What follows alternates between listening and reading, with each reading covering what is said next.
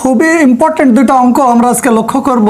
এটা এসেছে 26তম বিসিএসে আর এটা এসেছে 11তম বিসিএসে। খেয়াল করো, একটি জারে দুধ ও পানির অনুপাত 5:2, অর্থাৎ দুধ কোনটা 5 আর পানির অনুপাত কোনটা, এই যে পানি 2।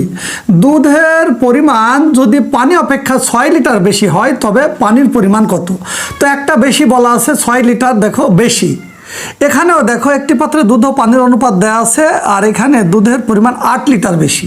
তো 6 যে একটা ট্রিক্স অঙ্ক হয়ে যাবে, দেখো কত লিটার বেশি, উপরে 6 লিখবা যত বেশি, বা এই 5-এর ভিতরে 2 বিয়োগ করো, তাহলে কত হচ্ছে 3। অনুপাত 2 ডিফারেন্স এখানে বসাবা বিয়োগ করে। গুণ চেয়েছে কি পানির পরিমাণ কত, তাহলে পানির অনুপাত কোনটা, দেখো পানির অনুপাতে যে দুধ এটা, পানি এটা, তাহলে এই পানির অনুপাতটা দিয়ে গুণ দিবা, যেটা চাবে আর কি। পানির অনুপাত চেয়েছে তাই পানির অনুপাতটা দিয়ে গুণ দিলাম। ইকুয়াল 3 দুগুণে কত 6, 2 দুগুণে 4, তাহলে 4 লিটার উত্তর হবে। কি হবে উত্তর? 4 লিটার। তোমরা এটা করে কমেন্ট বক্সে উত্তর লিখবে। আশা করি বুঝতে পেরেছো।